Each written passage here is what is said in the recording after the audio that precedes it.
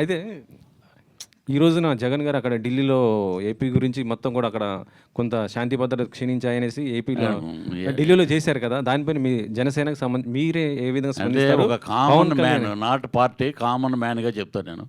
ఇంకా 2 నెలలు కూడా అవ్వలేదు ఏది గవర్నమెంట్ ఫామ్ అయ్యి. ఎవడో అంటాడంటే వర్షం పడిపోతుంది, నాకు గొడుగు పెట్టలేదని అటు అయిపోతాను. అతనికి ఏంటంటే రాజకీయం ఏదో కమర్షియల్ బిజినెస్ ఏదో చేసాడు, మేమే వచ్చేస్తున్నాం మళ్ళీ అనుకున్నారు. అది జరగలేదు. ప్రజలు చీకొట్టారు. ప్రజలు చీకొడితే ఎవడైనా దిగిపోవాల్సిందే. వీళ్ళేమో పెద్ద ఏమన్నా తోపులేం కాదు వీళ్ళు.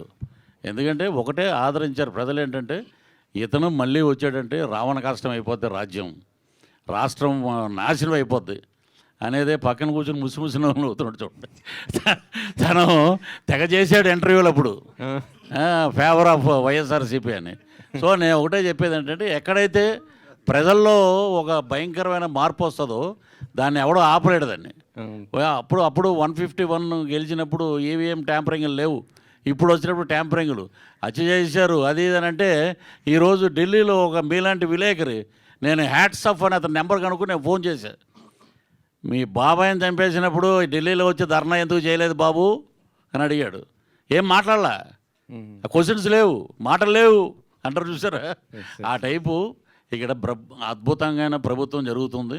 డిప్యూటీ సీఎం కొణిదెల పవన్ కళ్యాణ్ గారు తాట తీస్తున్నారు, ఒక్కొక్కరిని అద్భుతంగా పరిపాలిస్తున్నారు చంద్రబాబు నాయుడు గారు అందరూ. So government is very happy. ఈ కొత్త గవర్నమెంట్లో జ్యువెల్ థీఫ్ రావటం నిజంగా చాలా హ్యాపీ.